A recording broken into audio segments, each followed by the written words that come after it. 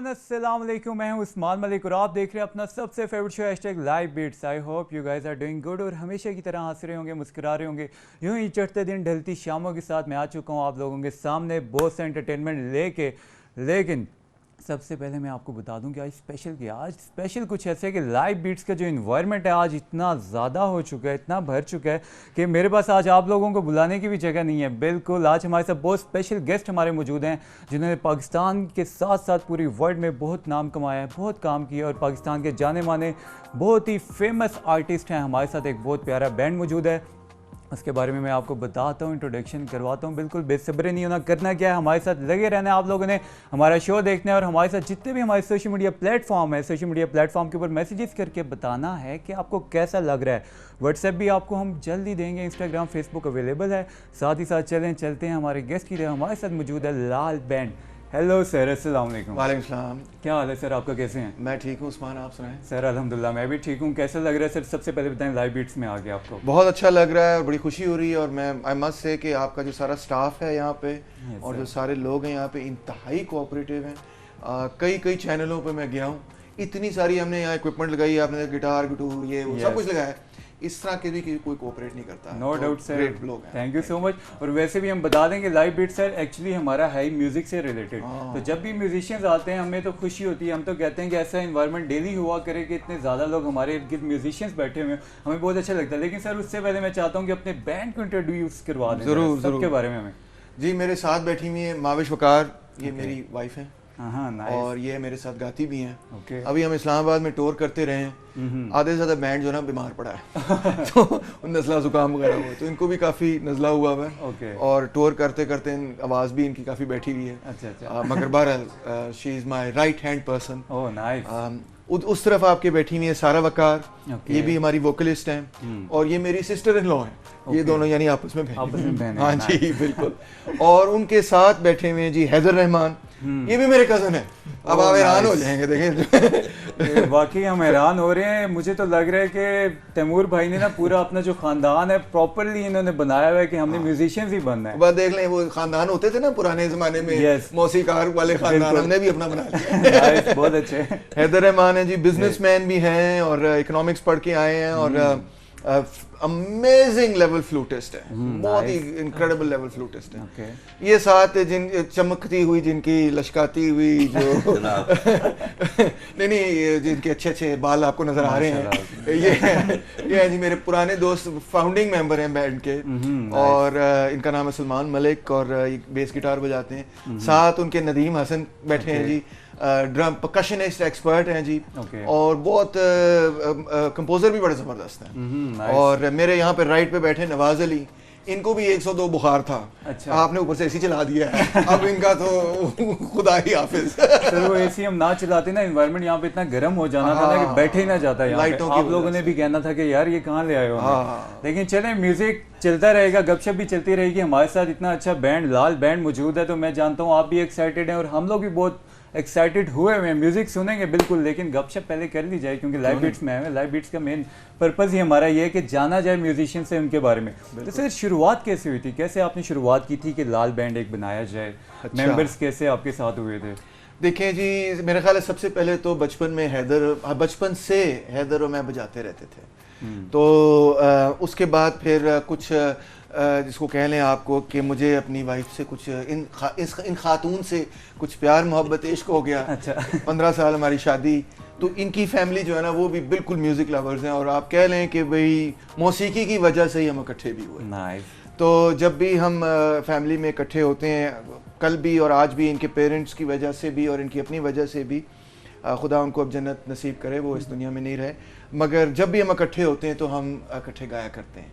तो इस तरह करके आप कहें कि ये हमारे लिए एक हमारी जितने लोग यहाँ पे बैठे हैं उनके प्रोफेशंस वगैरह और भी हैं, सिवाय कुछ लोग हैं वो प्रोफेशनल म्यूजिशियंस हैं, मगर आप कहें ये हमारी पसंदीदा हॉबी है और हम इकट्ठे होकर हमेशा गाते हैं। तो आज से 10 साल पहले हमने इसी तरह इकट्ठे होके तो एक एल्बम, एक गीत रिकॉर्ड किया। मैंने उससे ये कहा, अपने दोस्त से कहा कि वीडियो कैमरा ले आते, कोई रिकॉर्डिंग ही कर दे। उसने रिकॉर्डिंग वगैरह कर दी, वो हमने यूट्यूब पे रिलीज़ कर दिया। हमने कहा वो 200-300 लोग देख लेंगे, वो देखते ही देखते हज़ारों में पहुंच गया।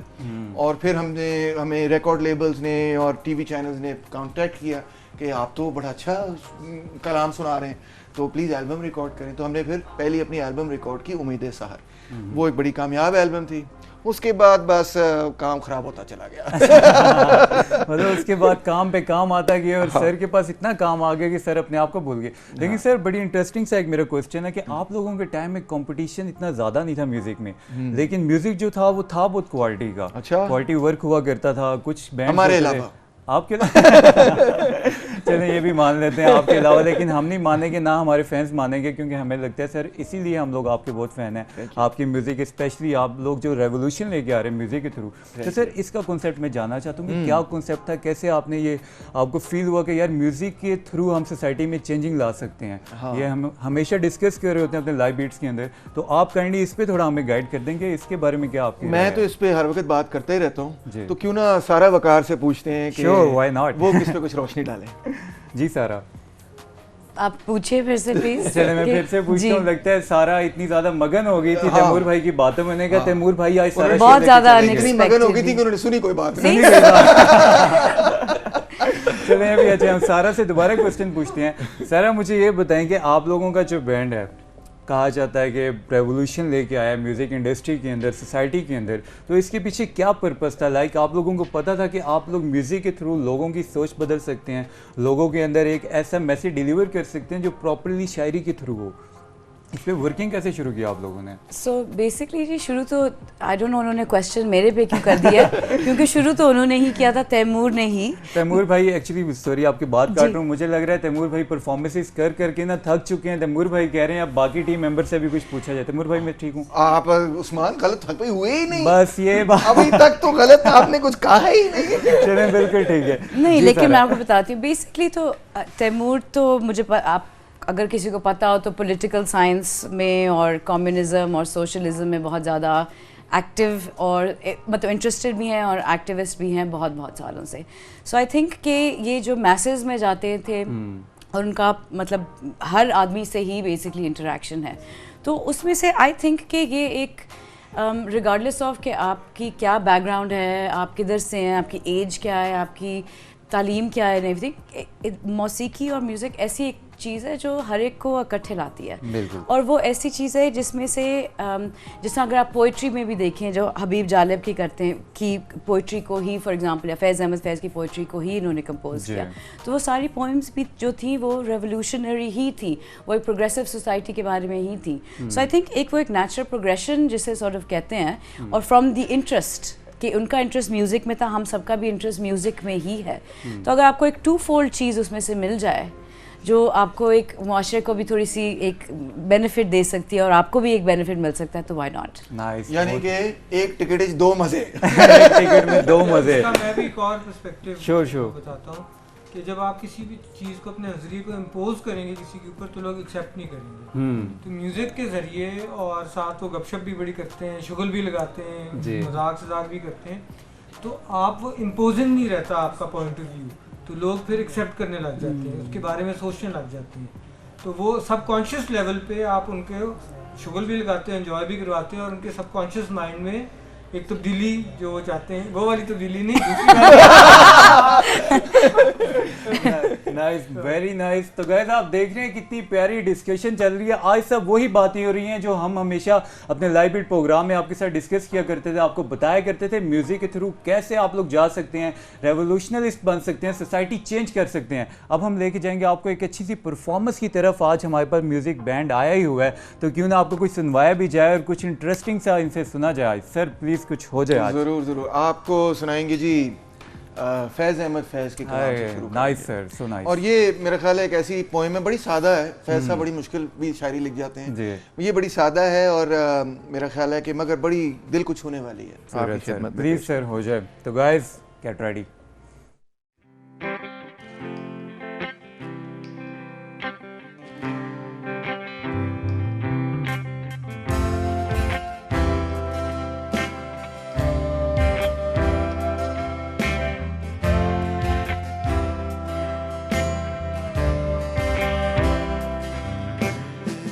जाएगा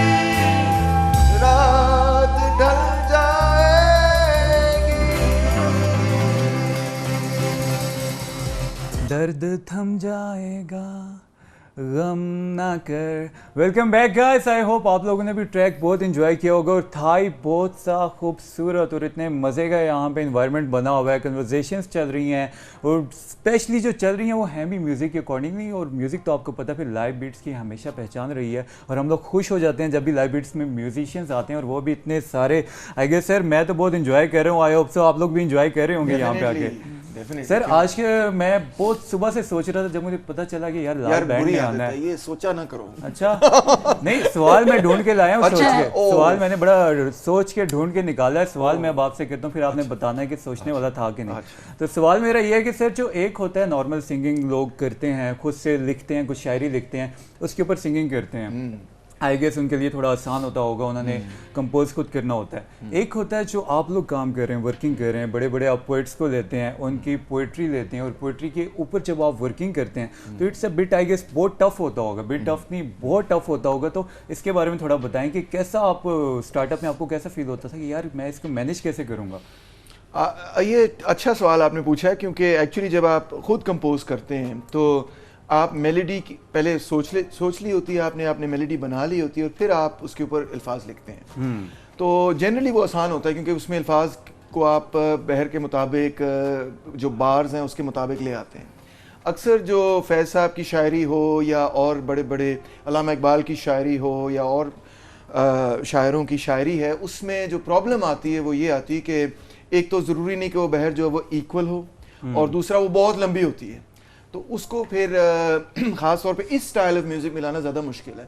जब आप करते हैं ना गज़ल स्टाइल में तो उसमें लाना आसान है, मगर ये स्टाइल जो है ना क्योंकि इसमें बार सारी इवन होती है, इसमें ज़्यादा मुश्किल होता है। नाइस। तो गाइस आप लोग आई होप आज सीख रहे होंगे क्योंकि मैंने भी बहुत सीखा और बहुत मुश्किल था कि यार कैसे कि गज़ल को आप अल्लामा इकबाल की शायरी को, हम तो सर शेर पढ़ते हुए सच्ची आपको बात बताता हूँ क्लास में बैठे होते हमसे शेर नहीं पढ़े जाते थे अल्लामा इकबाल के, फैज़ अहमद फैज़ के, लेकिन बहुत अच्छा लगा। तो साथ ही मेरा एक और क्वेश्चन भी जो मैंने सोचा हुआ है, हाँ एक और क्वेश्चन भी मैंने सोचा है कि गाइस मैं आप लोगों को बता दूँ हमारे साथ जो मौजूद हैं तैमूर भाई वो डॉक्टर भी हैं क्योंकि और साथ ही साथ यूनिवर्सिटी में पढ़ाते हैं, लेक्चरर भी हैं। तो मुझे ये बताएं, क्लैरिफाई कर दें कि मैं वो वाला डॉक्टर नहीं जो पेट की बीमारी ठीक है, इंजेक्शन नहीं लगाते, ये रूह को सुकून के लिए म्यूजिक करते हैं, म्यूजिक के डॉक्टर हैं। नहीं मैं म्यूजिक का भी डॉक्टर नहीं, वैसे मैं असल में पॉलिटिकल साइंस का डॉक्टर। अच्छा हाँ, एक और ही बकरी है सर, हमारा एक कैमरामैन भी बीमार है तो थोड़ा ठीक हो सकता है। नहीं वो नहीं ठीक हो सकता, नहीं हो सकता। चलें जी, हमारा कैमरामैन ठीक नहीं होना।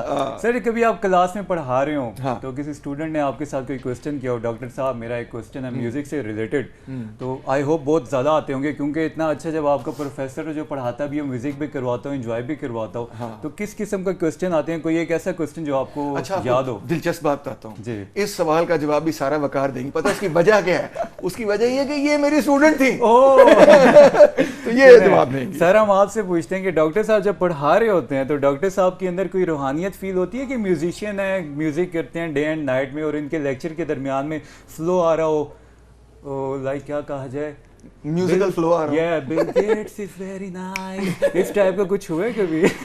अच्छा, तैमूर एक्चुअली मेरे टीचर थे LSE में बहुत साल पहले, और टीचर आई थिंक तब उन्होंने कुछ साल ही हुए थे जब उन्होंने आई थिंक पढ़ाने शुरू किया था जी, का बहुत साल पहले की बात है।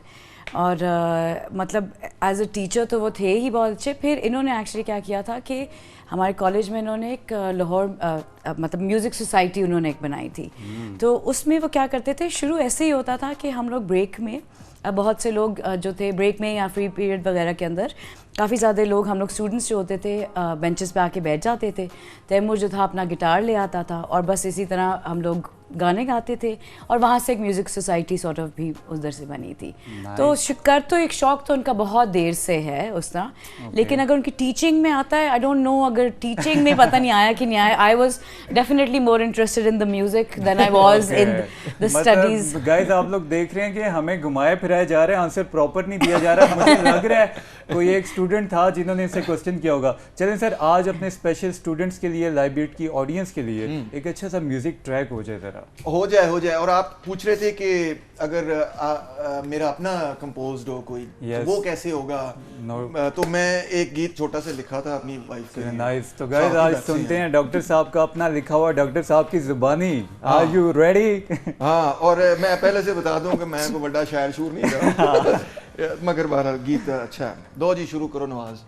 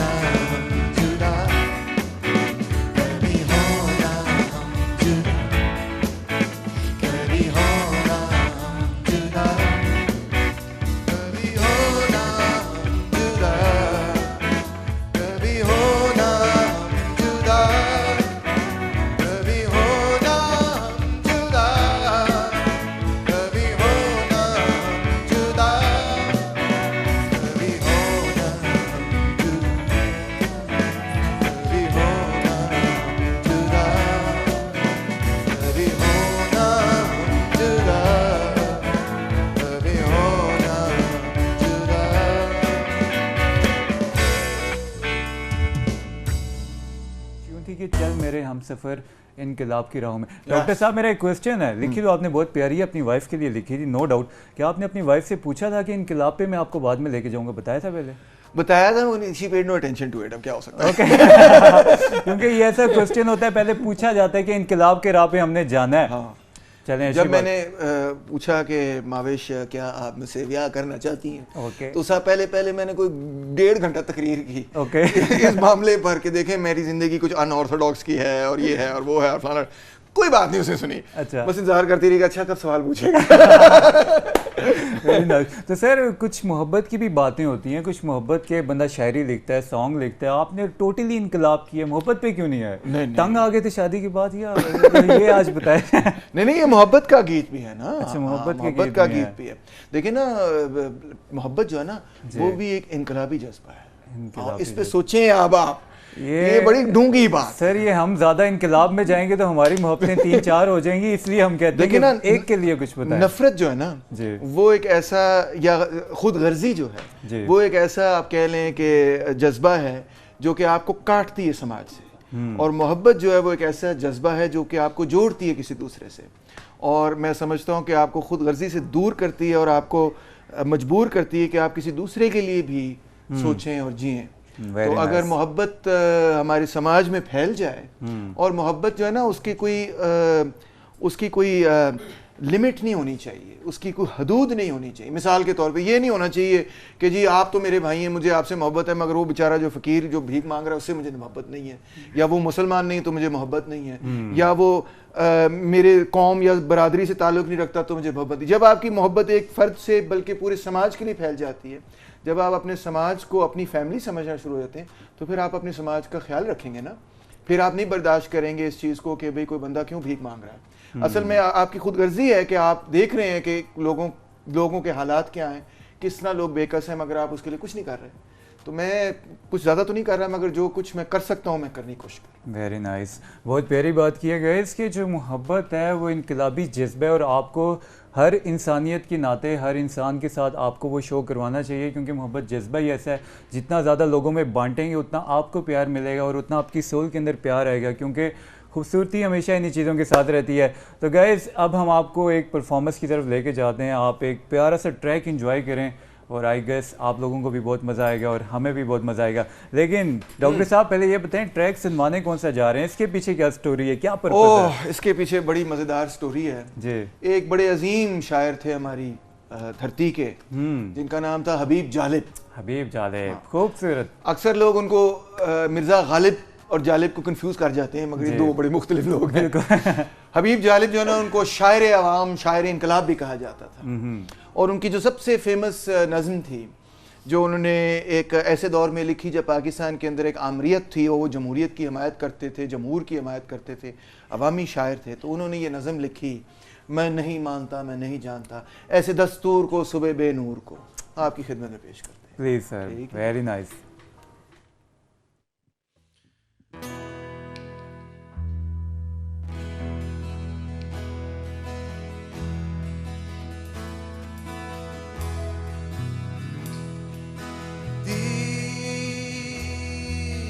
जिसका महल्ला ही में जले, चंद लोगों की खुशियों को लेकर चले, वो जो साए में है मसलहत के पले, इस दस्तूर को सुबह बेनूर को मैं नहीं मानता, मैं नहीं जानता, ऐसे दस्तूर को सुबह बेनूर को मैं नहीं मानता, मैं नहीं जानता, मैं भी खाइब नहीं तख्तादार से, मैं भी मंसूर हूँ कह दो अग़यार से, क्यों डराते हो जिंदा की दीवार से, जुल्म की बात को चहल की रात को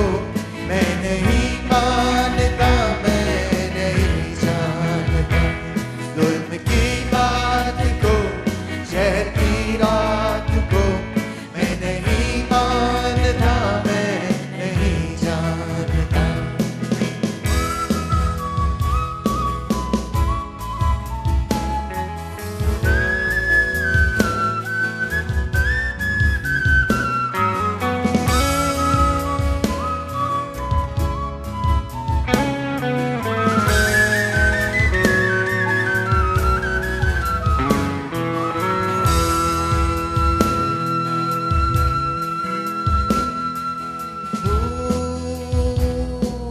शाखों पे खिलने लगे तुम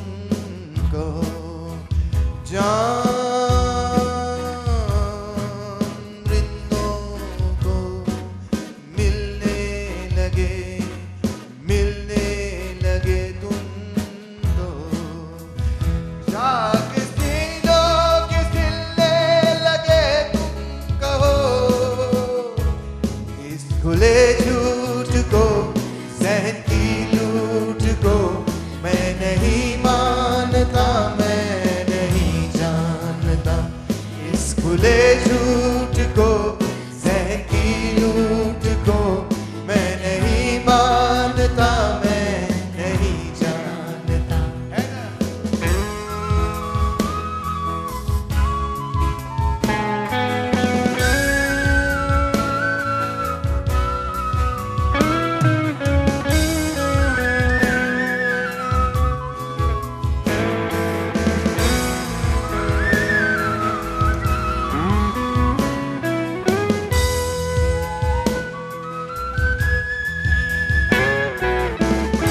डॉक्टर साहब मुझे ये बताएं कि सबसे ज़्यादा परफॉर्म करने का आपको कहाँ मज़ा आता है? इतनी परफॉर्मेंसेज आप करते हैं जी। तो कोई एक ऐसी स्टेज हो जहाँ पे आप कहते हो कि यार मैं पैशन के साथ जाता हूँ, वहाँ मेरा बार बार जाने को दिल करता है? देखिए जी, हमने लंदन भी परफॉर्म किया, हमने इंडिया भी परफॉर्म किया, हमने एम्स्टर्डम भी परफॉर्म किया, हमने जर्मनी भी परफॉर्म किया, हमने अमेरिका भी परफॉर्म किया, मतलब हम साउथ अफ्रीका भी परफॉर्म किया, साउथ कोरिया भी परफॉर्म किया, बहुत सारे मुल्कों में परफॉर्म आई किया। गेस साथ में नेपाल भी परफॉर्म फ्लूट भी किया। होना चाहिए था जिस वे में आप वेरिएशन में मगर सबसे ज़्यादा जो मुझे मज़ा आता है परफॉर्म करने का, वो पाकिस्तान के आवाम के लिए परफॉर्म करने का मज़ा आता है। ख़ास तौर पे जब मैं पिंडों के अंदर जाता हूँ और मज़दूर बस्तियों के अंदर जाके परफॉर्म करता हूँ, जो कि मैं तसलसल से और बड़े अरसे से करता आ रहा हूँ अपने प्रोग्राम के तहत, जो म्यूज़िक फॉर पीस प्रोग्राम है, जिसमें मैं अमन और रवादारी का पैगाम आवाम में पहुँचाता हूँ, उसमें मुझे सबसे ज़्यादा। So nice of you sir, so nice of you. कितनी प्यारी सर ने हमें बात बताई है कि सबसे ज़्यादा जो इन्हें मज़ा आता है वो अपनी ऑडियंस के लिए, अपने पाकिस्तान की ऑडियंस के लिए, आप लोगों के लिए परफॉर्म करके इन्हें आता है कि अपने लोगों के अंदर जितना ज़्यादा ये चाहते हैं कि मैसेज डिलीवर हो, हमारे लोग जितना सीख सकें म्यूज़िक से,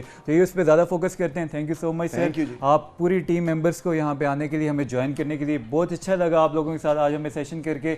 इंशाल्लाह दोबारा आप लोगों को बुलवाएंगे और एक बार दोबारा लाइव बीट्स के साथ इंटरटेनमेंट माहौल बनाएंगे ताकि ऑडियंस जितनी ज़्यादा खुश हो, जो मैंने सब जवाब दिए उसके बावजूद दोबारा बुलाएंगे। बावजूद हम बुलाएंगे, क्योंकि इनकलाब, हम भी चाहते हैं कि हमारे शो में इनकलाब आए और हमारी ऑडियंस भी चाहती है, क्योंकि इनकलाब का जो पैमाना होता है वो हमेशा टॉप पे रहता है। तो गाइस शो का टाइम ख़त्म हो चुका है, दोबारा मिलेंगे एक न्यू एपिसोड के साथ, लेकिन तब तक के लिए अपना ख्याल रखना है। वैसे बिल्कुल नहीं जा रहे, एक और अच्छा सा म्यूजिक सुना रहे हैं, म्यूजिक एंजॉय करें and keep on watching your favourite show hashtag live beats music sir.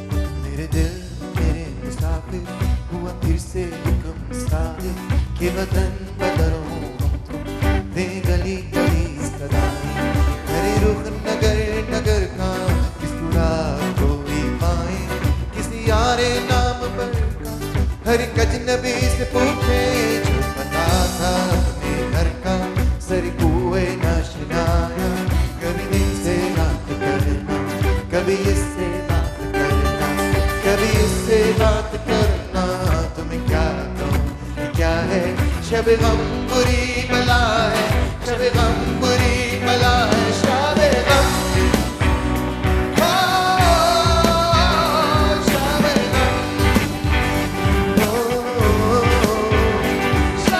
Gum Shab gum